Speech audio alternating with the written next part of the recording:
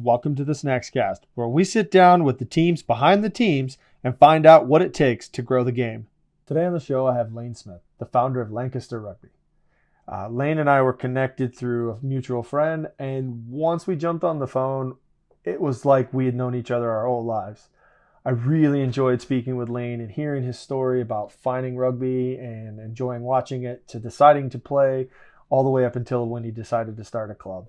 He's dealt with a lot of things that everyone else in the rugby community has dealt with, but he's done it with such infectious enthusiasm that you can't help but want him to succeed and want to join in and join your own club.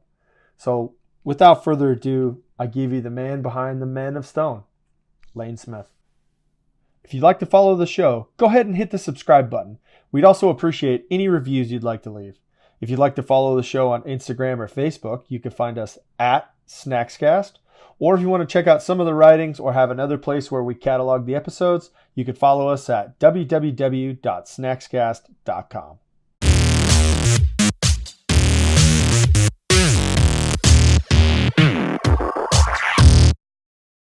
So how did you find rugby just as individually? Like, where did you find it?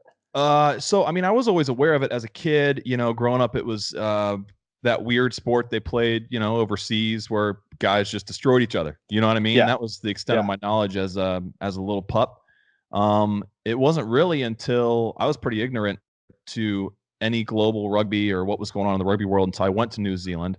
I went there for half my student teaching and lived in Auckland, taught at a school, Hebron Christian College, for 2 months. Wow. And just through their culture, it's their football. You know what I mean? Football is in America what rugby is in New Zealand. And I was amazed by it. I would catch people watching it and I would just get sucked right in. They love cricket too. And I was like, man, this is like a boring version of baseball. But I was sucked into rugby. I was like, these guys are nuts. I'm watching those, I think it was the Auckland Blues versus someone else. It was Super Rugby, the first match I ever saw. I got right off the plane. I was at my principal's house and I was waiting for my host family to get home and just watching. I'm like, how are they not breaking their necks on all those? What are those things? They're rucking. And I was like, what are they doing? They're nuts. Yeah. And so the seed was planted there for sure. I was like, this is crazy. I got to go watch league is different obviously, but I got to go watch a Warriors match. So NRL, which was cool. Not smart. Yeah, that's right, man. Yes. Yeah. I actually lived in Whangarei for about 4 or 5 months in 2013. Get out of here. So I'm big Warriors fan. Really that's awesome, dude. Sean Johnson. Yeah, Sean. He's somewhere. Where is he now? He's left, right? Cronulla Sharks. Yeah. Okay. Yeah, he was he was a staple, man. Auckland boy, born and raised. Yeah. Wow. What year were you doing your student teaching over there? This was 2011. Okay. So were you there during the World Cup?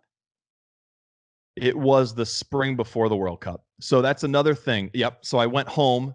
And so, that whole time I'm like, man, I don't know if I'll be able to watch rugby when I get home, if there's this kind of stuff that goes on in America, but I've got to try and find a way to at least get this in my life somehow, even if it's just watching it on TV, right? Going to YouTube, whatever. So I went home and then that's when the 2011 World Cup happened that fall. And I remember I was following it. All that drama with Piri Wipu and his, coming on and kicking those big goals and New Zealand winning it in New Zealand. And so that was also but I still wasn't real.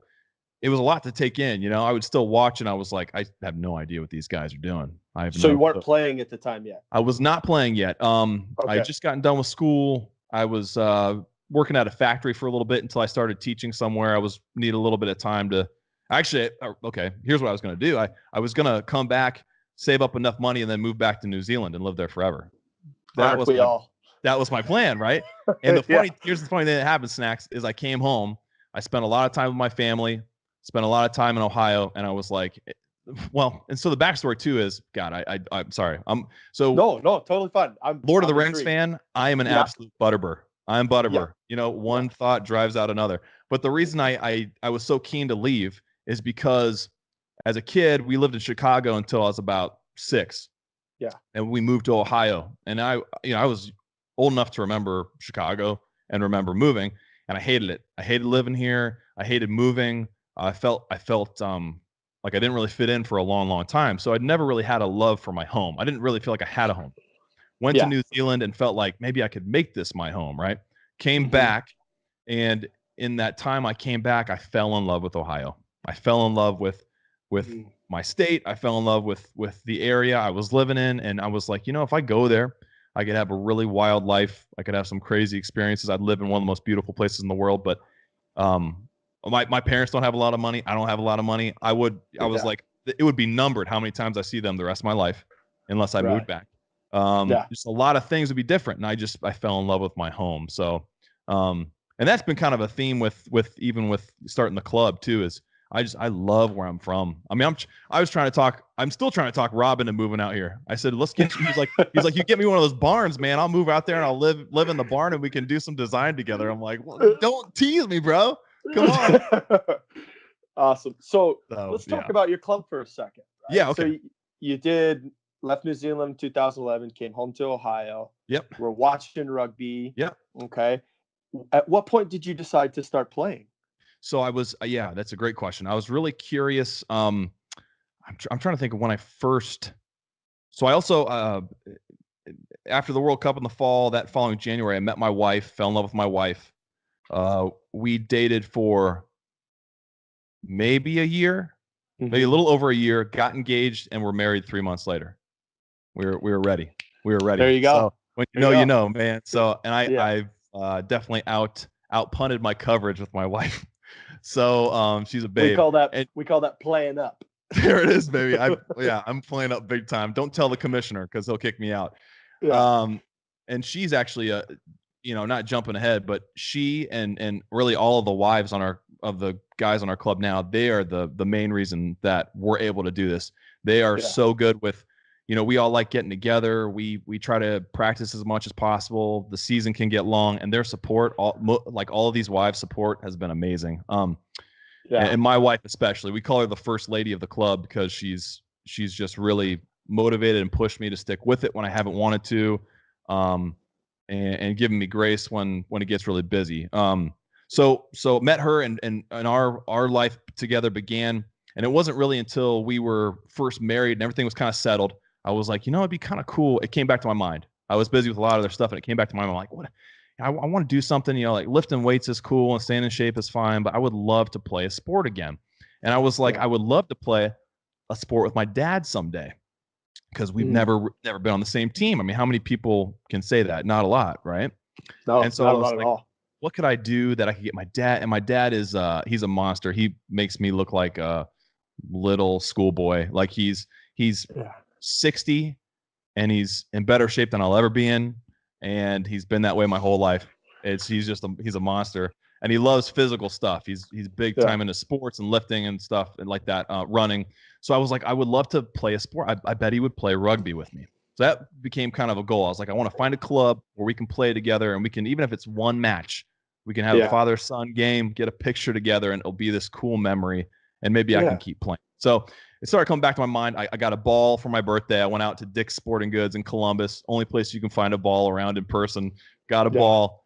And then I would go, I'd go down to the park. We lived a couple blocks from Miller Park, which is where we ended up having our first match as a club, which is kind of cool. And I would just go jog down on a Saturday morning, me by myself with a rugby ball, maybe a tee in my pocket, and just like throw the ball around, kick around. I looked like a psycho out there because I wasn't passing to anybody. I was passing to like my imagined teammate, getting used to passing backwards and the underhand motion and getting the spin on the ball and then roll off your fingers, kicking, like trying to learn how to kick a rugby ball. I've never been a good kicker.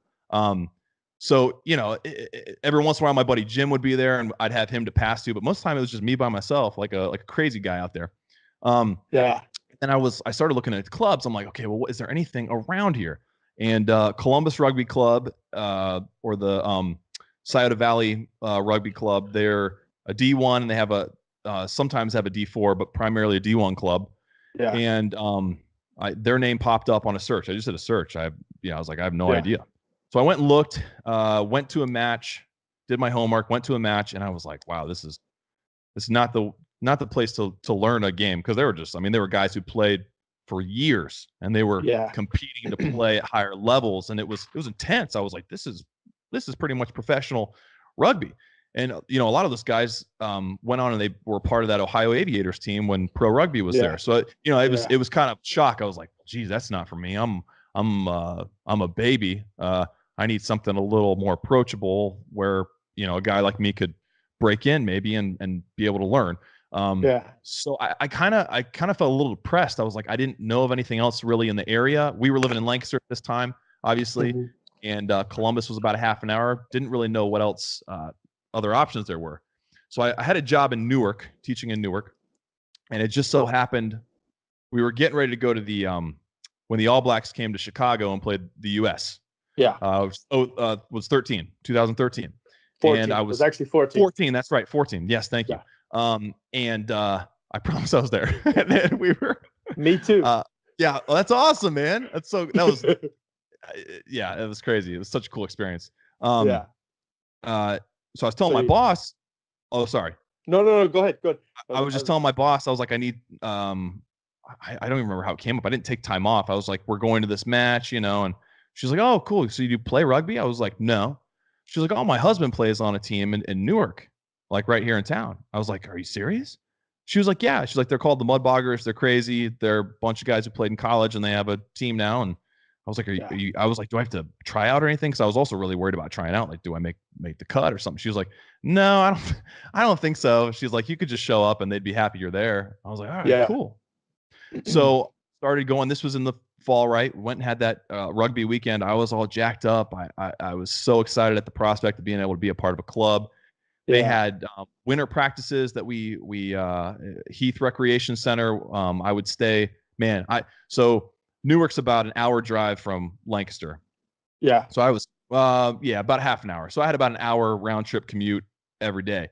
Practices were on Friday nights, and they didn't start till 7. So I would get done teaching at 3.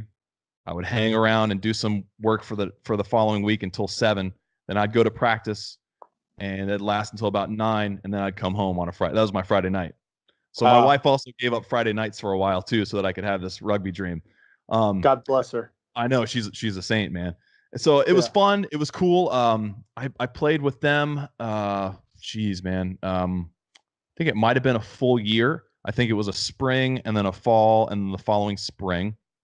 And it's a club who they had a pretty good amount of involvement, and then it just kind of dropped off. There weren't a lot of guys. Most of our matches, like we'd have 3 in the spring, maybe 4 in the fall. 5 or 6, we'd have to borrow 5 or 6 guys from the other club, kind of a thing. So it was kind of hard to get people to play us because we weren't a full side. Right. But it was a decent place to learn. Saul Meza was a coach there, and he was a good first coach. Was able to teach some stuff, and introduced me to some guys who actually are on the club now in Lancaster. Some of the guys who played with me in Newark, they're part of the Lancaster club now too, which is really cool. Joe and Paul and Kevin and Justin even. So it's like 4 or 5 guys who I played with there. I met have come and played in Lancaster too. And and the way Lancaster formed was it was originally like a satellite practice for that Newark club. Right. They were like, what are we going to do? We need to get some numbers. We have like 3 guys. There would be practices where it was me, my coach, and his like 10-year-old son. Wow. Once, like maybe every once in a while there'd be a couple other guys, but it was pretty much that was practice. It was hard. So we were trying to brainstorm, how can we get more guys involved? So they wanted to try like this tri-county area approach. Mm-hmm. And I had been thinking in the back of my head, every day driving to Newark, I drove by Rising Park. Rising Park is this beautiful park in ask Rob about it in Lancaster. Yeah. It's we've got Ohio's version of a mountain. Mount Pleasant is there. It's this beautiful cliff-faced hill, and there's a flat field below and all these trees. But I would drive by every day on my way to work, and I would think, I want to play rugby there someday. I was like, I want to start a club here in Lancaster, and I want people to go and watch matches because it's beautiful. And I was like, this is perfect. This is perfect. So every day I'd drive by there and dream about that. But I just hesitated. I was like, I didn't really know. That's the other thing too. I wasn't from Lancaster. Didn't know a lot of people. I had like maybe Yeah. one acquaintance, and working out of the city too didn't help meet anybody. I'm not a Yeah. very social guy, so I didn't really know anybody. So I'd always just kind of put it off. I'm like, maybe someday, maybe someday, maybe someday. And then this came up, and they were like, you should really, maybe you could start a practice in Lancaster. And I was like, oh my God, this is it. This is how it's going to start. I was like, Yeah. this is what I need. And I was like, no, I don't know. I don't know how I do that. And it was Derek, my buddy Derek, who was new to the Newark club. He was like, just do it, man. He said, get a practice going down there and see what happens. I was like, all right. But I knew in my head, I'm like, this isn't going to be, it's not going to be for Newark. It's going to be like, maybe I can tell them, I feel bad, but I was like, maybe I can tell them that, but this is going to be our own club. This is going to be a way we can start our own thing for our city. So very first practice was in June of 2016. My buddy James Beard, who his family owns the old shoe factory, which they actually went on to be our first sponsor, which is really, really cool. But he was the only guy I knew in town.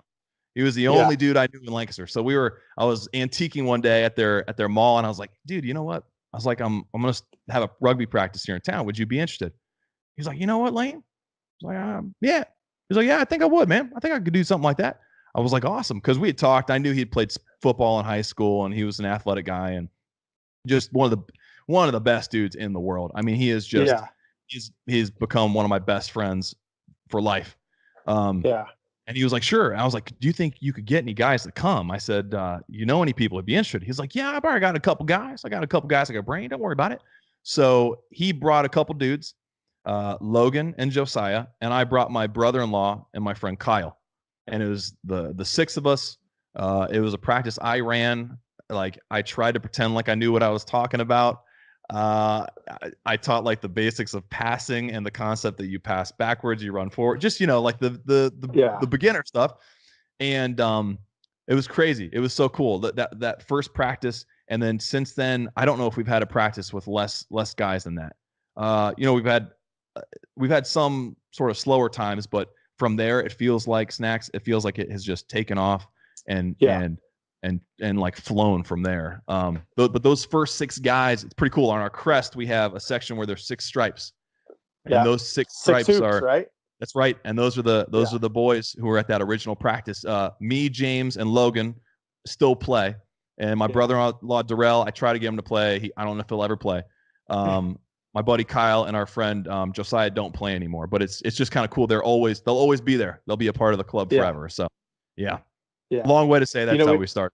Yeah. No. You know, we say rugby's passionate recreation. Yeah. You know, and it'll always be here when you get the itch to come back. So there's hope. Those guys might come back someday. Sure. That's right, man. So that's right. And I'll tell you what, like, this is such an incredible story. So you go from teaching in New Zealand in 2011, coming home, watching a little bit of rugby, going to the All Blacks match in 2014, and then it sounds about like spring 2015 you start playing. Yes. And then 2016 you start a club. Yeah. Right? 6 dudes. Yeah, nuts. Yeah. I was just on usarugby.org today. You guys have 32 registered players. Yep. Right? Yep. That's right. Yeah. And you guys took second place in the Midwest D4 championship. Yeah.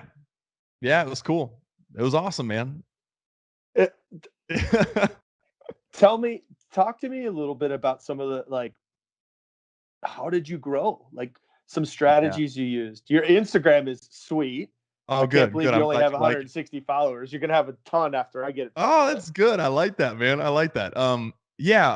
Well, that was something I was real big on too with Newark. I was like, we need social media. We had old kit. I was like, we need something new and snazzy. We need to rebrand almost. And they were kind of like, and rightly so. I mean, Saul, he wasn't that kind of a guy. We clashed heads on some stuff, but he was like, oh, we don't need that. We need players here. We need players here. I'm like, but this kind of stuff, if you create a culture, people will come. He was like, oh, no. So I was like, whatever. I was like, you know what? When we do it, we're gonna involve this stuff. We're gonna make sure that all that stuff's there to bring people in and create an image, create a team that way. You know? Yeah. Okay. So some of the things I guess that we did.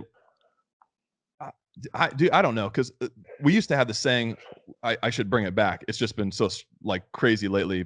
I haven't had time to reflect, but used to just say like God's smiling on Lancaster rugby. It just felt like stuff would happen, stuff would fall into place, and we weren't taking any major steps back. Like it, you know, James would bring 2 guys, and those 2 guys would bring 3 guys, and those 3 guys would bring 4 guys. And it's because they came, they didn't feel stupid for not knowing the sport. They felt like, okay, I can learn here. This is cool.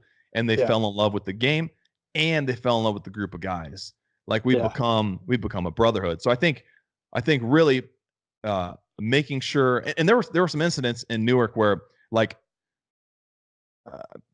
guys were kind of like mocked, even myself, even a little bit, like teased, but it wasn't necessarily in a way I was like, I don't know if that's really necessary. Like we're trying to grow the sport here.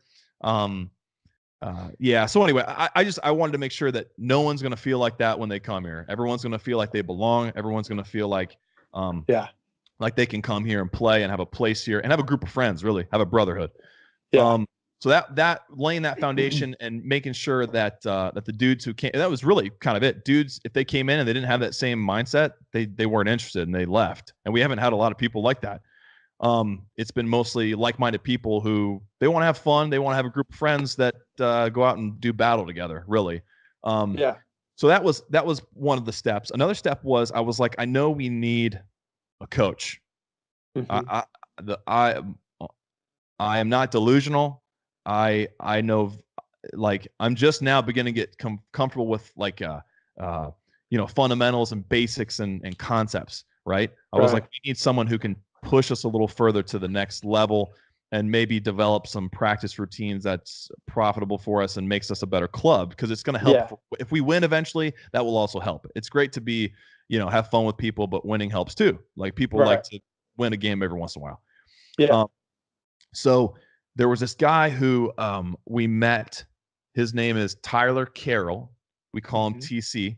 He's an old Bowling Green guy. He had played with Newark a little bit, and he's probably I think he's in his mid 40s, maybe. And it was towards the end of his playing career, but I said to him, we kind of met serendipitously. We were playing, God, what was it? I think it was a touch tournament in Columbus, and it was our first thing with Newark, because some of the Lancaster guys, just to get enough people, we went and played with Newark. And ran into him there. He was like, "Are you guys with the Mudboggers?" We were like, "Yeah." He was like, "Okay, I'm playing with you guys today." I was like, "Oh, all right, cool." So it met through that. I just started talking to him like, this guy knows a lot about rugby. He's played a lot of places. And he was a dude who, like, Bowling Green is kind of like, they're like their own animal. They're really hardworking rugby, and they get kind of a lot of other clubs and colleges don't like them so much because they're kind of their own thing. They're sort of out there in the middle of nowhere, and they're not like a big name, like Ohio State or Michigan or something like that. So he had that same kind of like underdog mentality too, where it just sort of fit. And so after a while, I asked him, would you want to coach? I said, you don't have to. I said, but I'm running these practices, and I'm deferring to you, and you're able to step in, and you know what you're doing, man. I said, I think it would benefit the club if you were able to impart a lot of your knowledge. He was like, yeah, okay, sure, I'll do that. So that was another step. So having that culture there, having him as a coach who knows what he's talking about, could get more people to practice who wanted to learn about the game and have his knowledge there to fall back on. I don't have to make stuff up or prove that I don't know what I'm talking about. That was big. And then finding teams to play us. We had our very first match as a club, as a Lancaster club. We played ONU, Ohio Northern University, the Black Roses. So it was crazy. I mean, I think we had 10 guys that had to borrow 5. We were wearing T-shirts, and half of us had basketball shorts on. The other half had rugby shorts they bought the weekend before, or that I had given them, lended them. It was nuts, man. It was like we still didn't know what we were doing, but it was a really cool test to see if we were going to be able to like stick with this and really we hadn't played a real game before, so it was a good test. And I don't know them, and then we played Marysville. So slowly building a relationship with other clubs too was a really big thing. So having our own culture, having a coach, and then having that camaraderie with other clubs was big, because if you have a couple that you know and you get along with, you have fun with, you have at least a couple games and you build on that. And then the word gets around that, like, you're a fun club and you're fun to play with, and you have a good time at the social, and you play hard, you're ready to learn. That was big time. And that was like that first year that kept growing really well for that first year. Gosh, I don't know. Another thing that's helped us kind of jump into, because we weren't a part of the league, we weren't part of USA Rugby. Partially out of fear, because I knew it cost a little bit of money, and a lot of our guys don't make much. And I was thinking, man, if I was always real careful to not ask too much financially, because I don't want people to not play because they don't have the money, kind of a thing.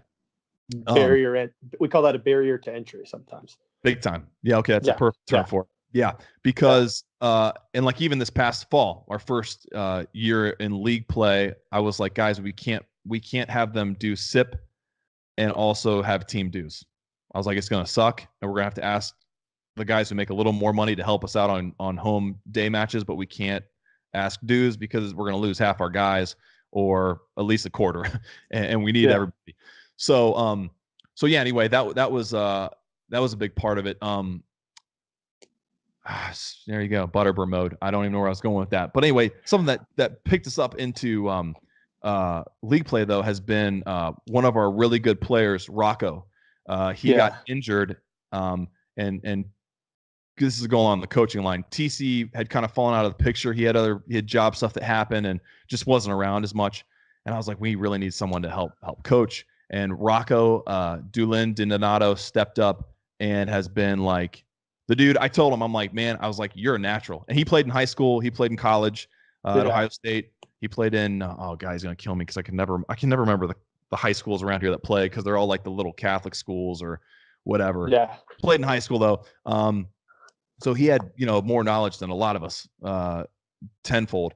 And I've told him, like, this, it's no joke. Like, last spring, if you would have told me the results that you just read for this fall, I've been like, nah, not a chance. But a lot of it has happened because guys stuck together and kept coming, and because of the way Rocco has like embraced this coaching role. It kills him not to play. He should be ready by the spring, but he's been out for about a year, and I asked him to do this, and he has like embraced it. I'm like, dude, wherever you want to coach someday, I said, this is just getting you ready for like whatever you want to do someday, man, because like the way he's transformed us as a club in terms of the game has been incredible. So those are the big things, though. I mean, getting that culture, getting a coach, and then connecting with other clubs. As it's really taken care of us. I don't know. I mean, it's hard to go back and pick all the details, but those have been the three focuses. If you think about those things, I don't know. We've been taken care of, man. It's been cool. Yeah. Okay. No. Yeah. It's amazing, right? You sort of. You have some standards and team beliefs, right? Your culture that you say, and then you stick by that. And then you get a coach that's organized and keeps you pointed in a direction. And then you just being good humans, mixing with other good humans at other clubs. Yeah. People naturally gravitate towards that, dude. And I'm not surprised at all that you're being successful. Yeah. This is, it's a recipe for success, dude. Yeah. And it's really cool to see. Yeah. There's a couple other things I was reading on your website. Okay. Right. I've been doing my homework. Obviously, Rob was a great stepping stone into the story, but I wanted to see what was behind Lancaster Rugby. Okay. You guys are called the Men-of-Stone. Men-of-Stone. That's right. Yes, sir. Yeah. And is that after the cliff face at Rising Park? Yeah. So the ancient, I don't know. Yeah, it is ancient. The Native Americans called Mount Pleasant. Its true name was Standing Stone. And they would go to the top to feel great, to feel close to the Great Spirit. So it was a very sacred place. And it's a monument. I mean, it's like we're the only city in Ohio that has what qualifies as a mountain for us in our city limits. It looks right down on our fairgrounds. I mean, it's right in town. It's crazy. So it's a unique thing that makes us stand out, no pun intended. And I was like, I was like, we need to represent that even in our name. We need to be the men of, like, the long version is the men of Standing Stone, but we're the men of Stone. Yeah. Yep.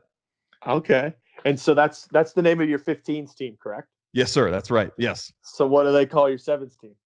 We call ourselves the Lancaster Rugby, one word, Rolling Stones.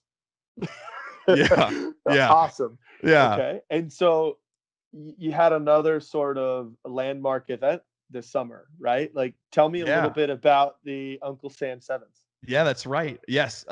So this summer was actually the second year. We started it the year before, and it was the Uncle Sam Sevens. And then someone was like, "We got to change up the name this year. We got to call it the Uncle Slam Sevens." So this year, year two, it was the Uncle Slams. We had I'm actually wearing the shirt right now. We had these shirts designed by Rob, which are just unreal, man. Leave it to him. I love that color, man. That's awesome. Oh, he's a wizard. He's a wizard. I can give him a crappy sketched idea, and he turns it into something just breathtaking. So yeah, we had a sevens tournament. It was a blast. Year one was great, and people had a lot of fun. And they were like, I got messages right after we were done saying, "Hey, we're in for year two.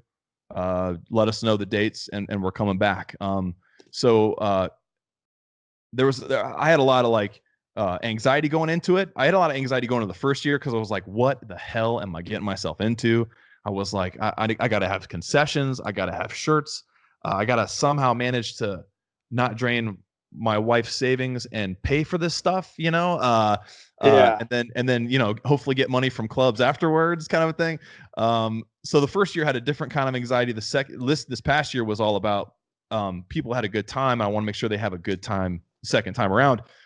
But it was great. We did it at Rising Park, right in the shadow of the mountain. We had trying to think of the teams. We had the Castaways, Columbus Castaways Sevens team was there. We had Finley come out. We had Marysville was there. Oh my gosh, us. Oh shoot, ONU was there, and oh my god, it's embarrassing. I can't remember. Oh, Dayton. We had Dayton. I forget about Dayton because they're, dirty Dayton. You gotta, but no, just kidding. So it was really cool. It was very competitive. We had a lot of fun. Rob Thorson himself was there. It was just like it was fate that, his family was coming to Ohio. Hey Lane, I got an email randomly in like February. He was like, is Hocking Hills close to you guys? I was like, dude, that's our backyard, man. I said, why do you ask? Because I'm going to be there this summer. I was like, what? Send me the dates as soon as you know. And it was in that time frame. So he was able to come. He delivered our shirts. We like literally they came right from him. We put them right out on a table and people started gobbling them up. He got to play with us, which is really, really cool. It was just it was like it was a euphoric day, man. Like it was the first real rugby that my little girl Winnie was around for. She was like, man, how old was she? 7 months when that tournament happened. So she was kind of able to, lay on a blanket with my family and my wife. And, they were there to help and have fun. And dad always cooks on the grill 2 years in a row. He's like, hey, get that. Make sure that big grill's there so I can cook out, I'm like, Dad, you need to put a jersey on so we can finally put this thing to bed about us playing together. He's like, oh, I'm not ready, son. I got to come to practice to feel right. I'm like, geez, what a purist. So yeah, it was awesome. I don't know. I've always tried to. The guys make fun of me because I'm always trying to build tradition because, like that's a huge thing with rugby, obviously, and I want us to be unique as possible. So, for 15s we do golden socks for man of the match. Once you get your golden socks, you can wear those. When you play, clubs do that. I've heard in the past. And then something for our sevens tournament, I was like, what are we going to do for trophies? I would look around and I was like, all these different clubs have cool, unique things for their trophies, whether it's like something handmade or something unique that they pass around. I was like, well, we're the Menofstone.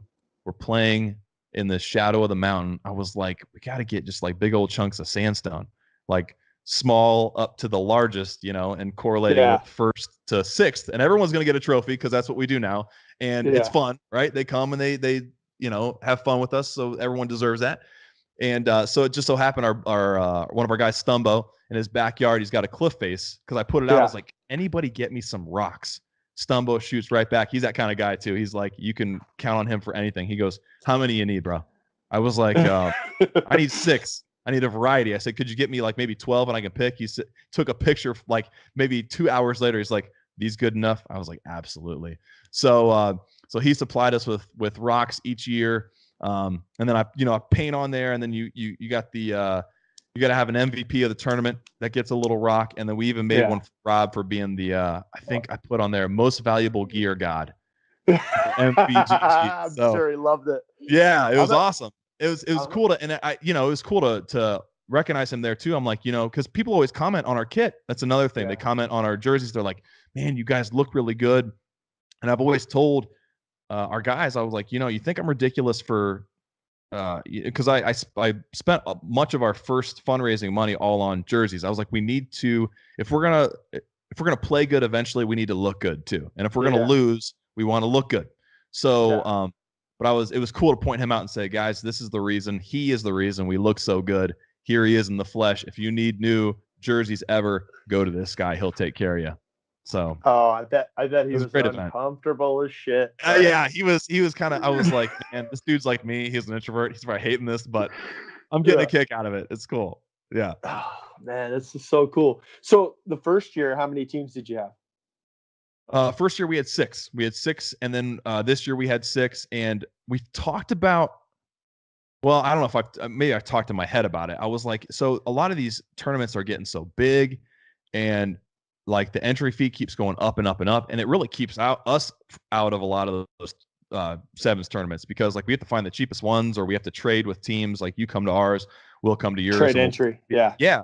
Because still, like even now, fundraising is we were talking about that last night. We had our like inner circle meeting last night. We're like, we really need to get some new sponsorship money. It's just getting more and more expensive with the things we have to do. So I was like, it would be tempting to maybe like invite a couple more teams and get a couple more, but I was like, it would also be kind of cool to keep it small. Like every year we have 6 teams. We keep the entry fee the same every year, and it's like this little reunion almost that we come to every summer, kind of a thing. So I don't know. We tried to get a few women's teams to actually come, because there are a few women who tried to start a club. They're still trying to get it off its feet, but they're called this is great, dude. They're called the Lancaster Women's Rugby Club Mother Ruckers, because they're a bunch of moms. And so we even tried to get them and a couple other women's teams to come, and it kind of fell through at the last minute, but that'd be also really cool. And eventually getting like getting youth rugby off the ground and having maybe like a showcase on that day where kids come and play too. That'd be really cool. Yeah. Yeah. And that's all things. Those are things that I read through on your website, that, women's rugby is around the corner. Yeah. So much so there's someone scheduling time to sit down and do skills and run around. Right. Yep. And then where are you guys at with youth rugby? Youth is, I got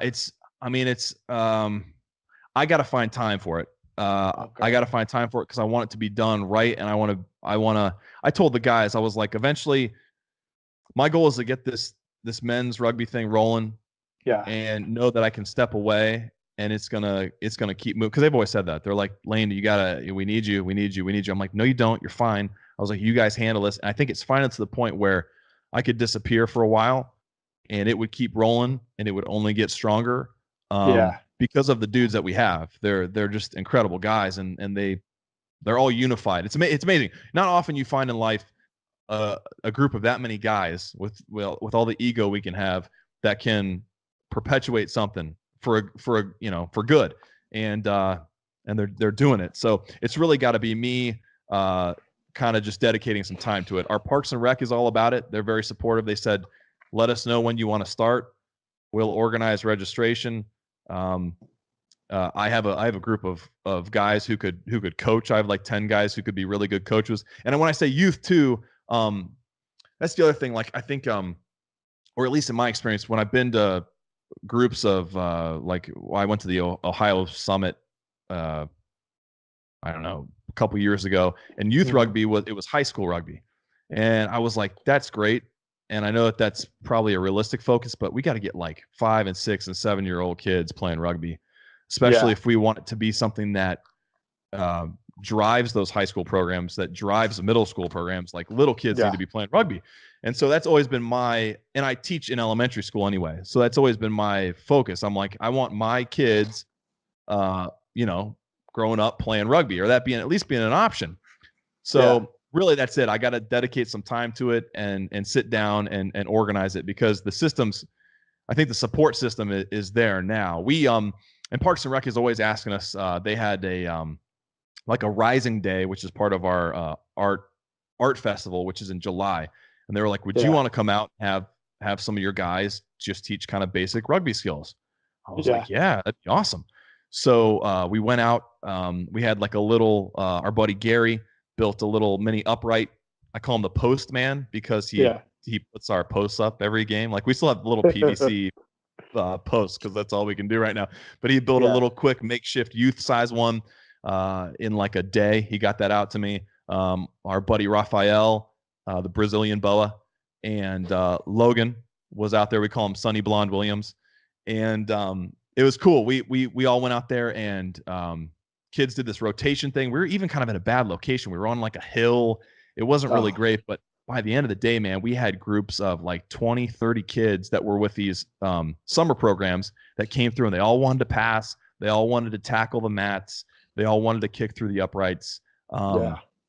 It was awesome. I've even had Rob's design like a youth logo. So it's really all ready to go. I just need to dedicate some time to it too. And that really is my biggest passion is like getting that off the ground, because I think it'd be the most worthwhile aspect of all of it. Yeah.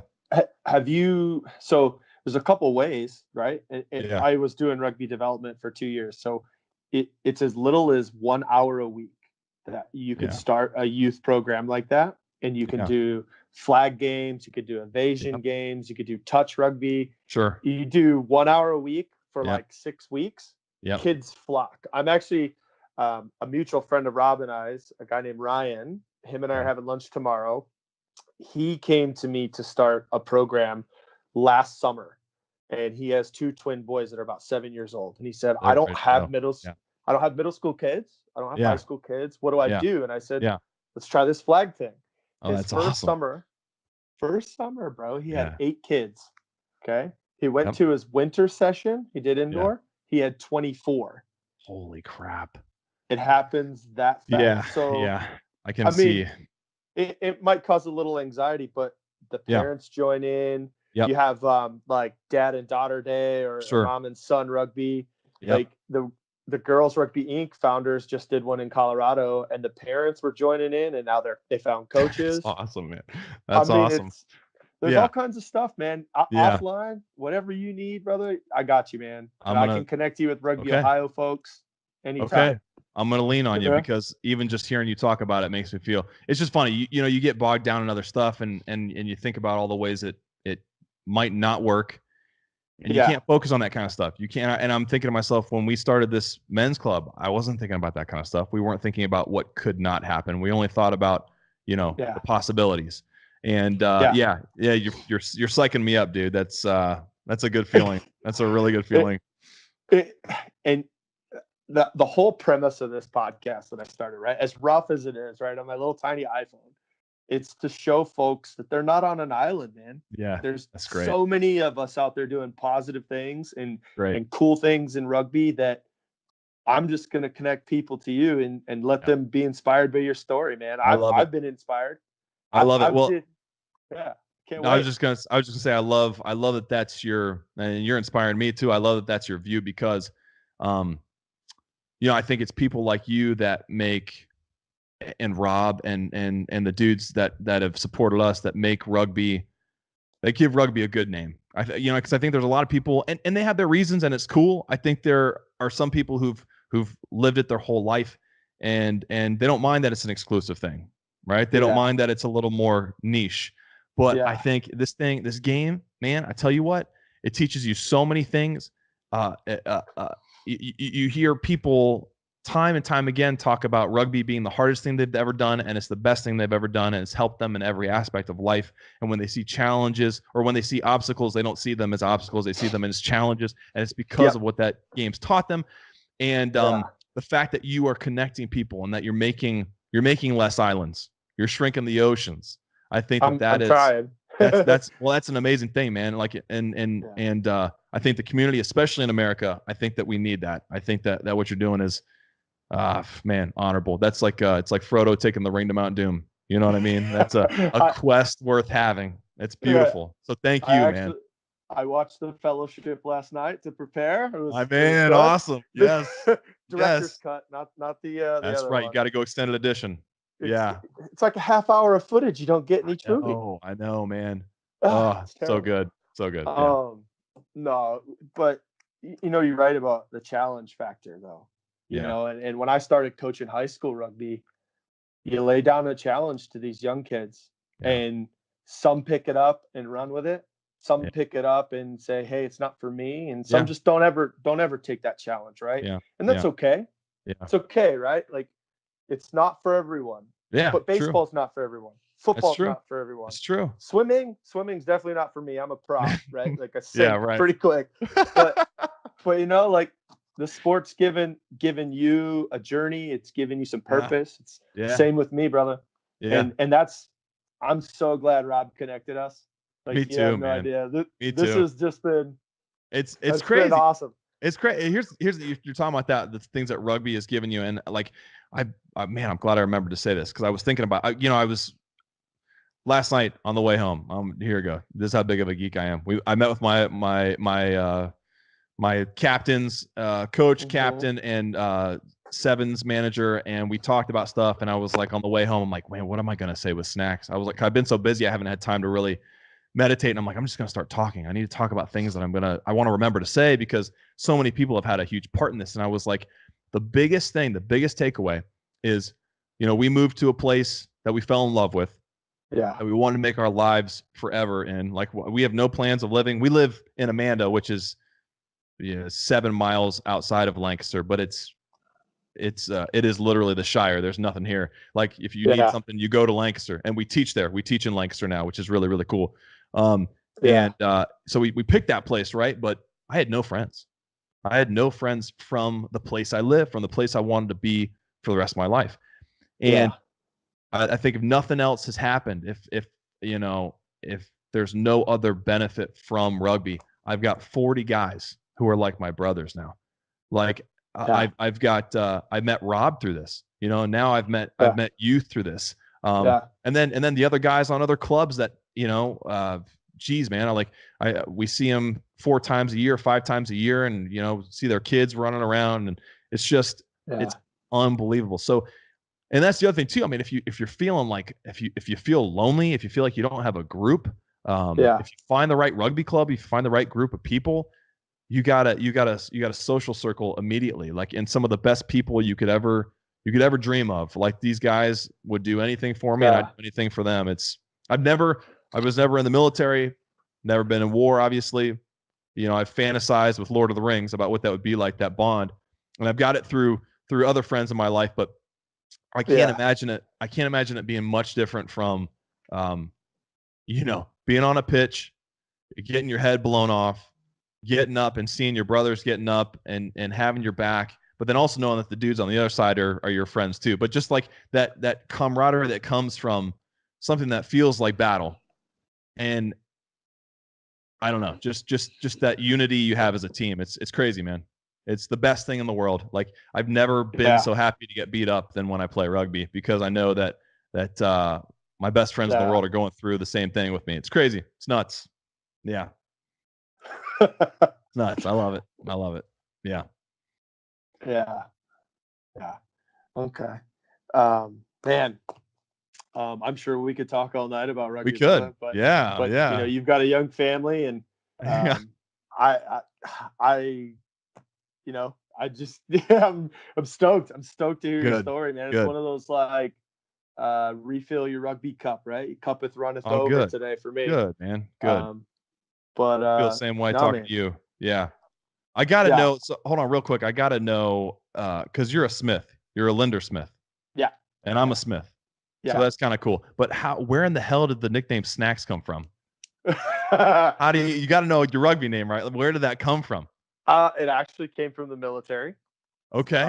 So it's funny. I thought I was going to get away with. You don't have to tell me either.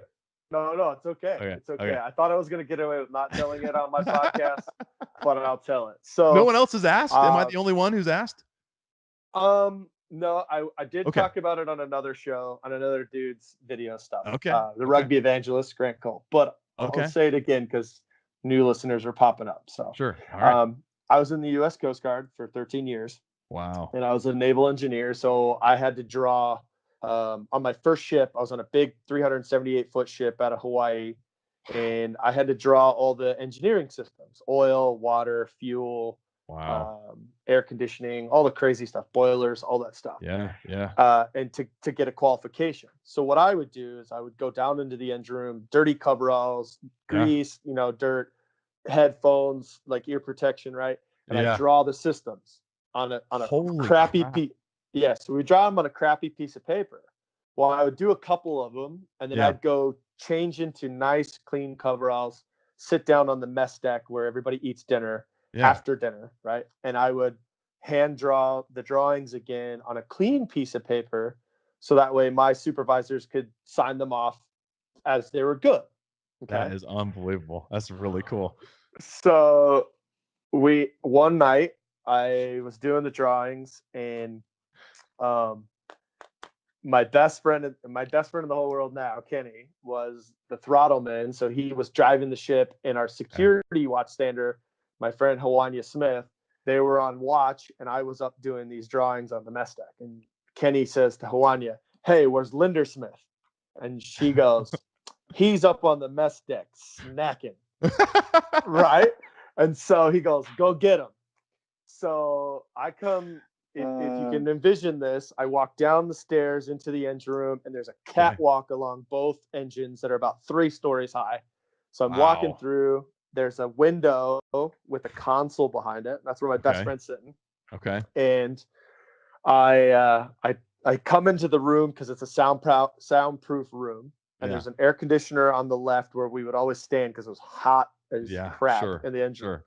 So Hawanya's sitting there, and I pull my earmuffs off, and I go, "What's up?" And she goes, "What up, snacks?"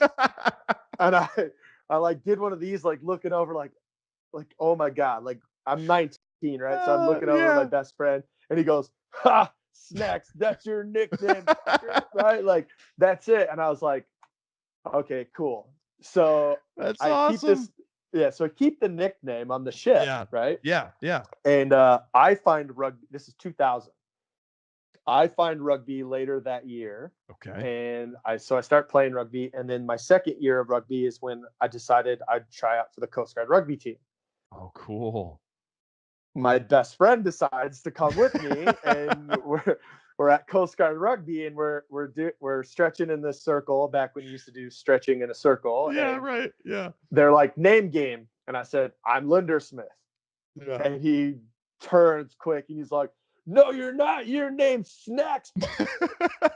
And I'm like, "What?" And that's awesome. That stuck, and that was 2001, awesome. And wow. Now it's anonymity at times. Man, People, that's amazing.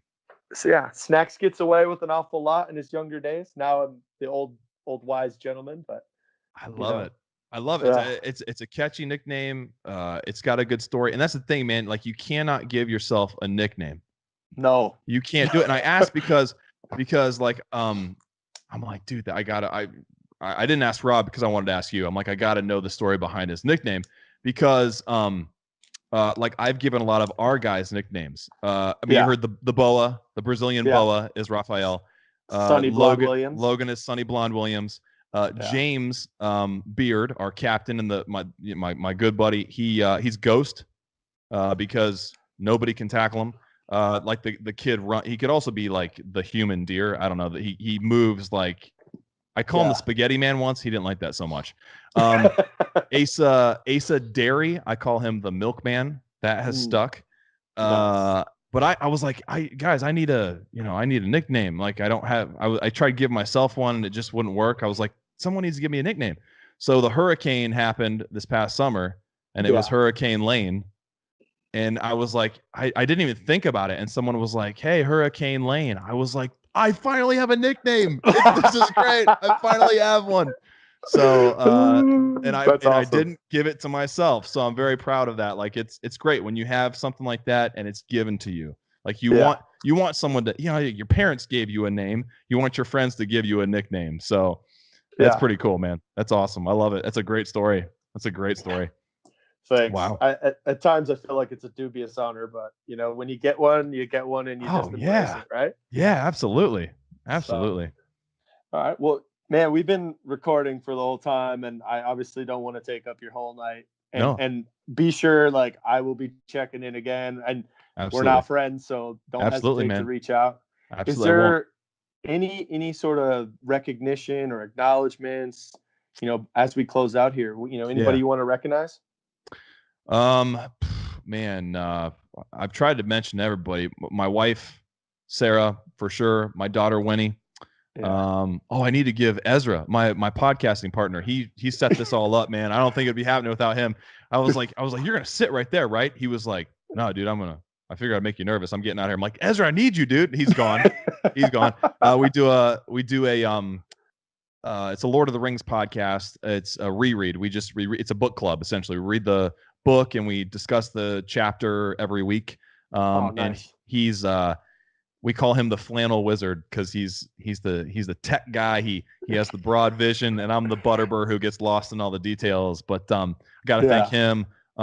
Man, I mean, everybody on the club, I could list all their names, but it would take about 15 minutes. Yeah, they're my brothers. Also, my parents have been really supportive through the whole thing too. My dad just always tells me, he's like, Lane, what you guys are doing is important. It's good. There might be times where it's hard or you feel, drained or whatever, but it's a good thing you guys are doing. No, all those guys I've talked about, and there's so many others. Yeah, I don't know. Thank you for giving me the chance, giving me the voice to share our story. I think it's just, I'm flattered that I told the guys last night, I'm like, there's this guy who has a rugby podcast and he wants to hear our story. They were like, wow. They're like, that's great, man. I said, yeah. So, it's mind blowing to us. Like, it's really, really, really cool because, we love what we're doing, but we don't, it's kind of like hard to think that anyone else would really, find it interesting. But so that's an honor. And, big thanks to Rob for, hooking us up. Yeah. Yeah. Pretty amazing, man. So yeah, I just really appreciate it. Thank you. It's been a blast, dude. It's been an absolute blast. Yeah. No, thank you, man. Thanks for the time tonight. I'm super jealous of your podcast setup. Like, oh man, Christmas list. This is Ezra right here. I'm telling you what, Snacks, like this has been, because I've always had this secret dream to be on the radio, and we're just in my dining room, right? And it's like this arm thing that you can just, slide all over this mic in your. I mean, it's like, I'm living the dream. It's really cool. It's really cool. That's awesome. I might actually post the video of this instead of I usually detach the video, but I might just post it this time. That'd be sweet, man. See, but you know what? You get yourself one of these, but that's what Ezra started with. And this whole podcasting stuff is all him. He started like 3 or 4 others, but he started on his phone. He started right on his phone. Yeah, I just have 2. I have my headphones for obviously this stuff over Skype, and then 2 lav mics when I'm in person. Oh, that's and awesome. We just sit wherever we're at, Yeah, that's awesome, man. It's fun, man. Hey, thanks a lot again, brother. I really appreciate it. I'll let you go at this point, bro, but we'll be in touch. Absolutely. I'm gonna hit you up for youth support and just pump up talks, because you got me going there, man, for sure. I will definitely be in contact with you. Yeah. Anything you need, bro. Anything you need, I'm there, and I can connect you to people in Ohio too that are doing similar stuff. Awesome, brother. Well, thank you so much. I appreciate it, man. All right, brother. Have a good night, man, and say hi to everybody. And I hope someday I get to come see this awesome park. And we got to make it happen. I got to get up to Minnesota. That's what needs to happen. I told Rob, I said, you've come down here. You've told me about up there. I got to get up there. So I think that's going to be in the future for sure. Come on up, brother. All right, brother. Minnesota, nice hospitality, bro. That's right. That's right. All right. Much love, man. Soon. All right. Thank you. Bye-bye. Later.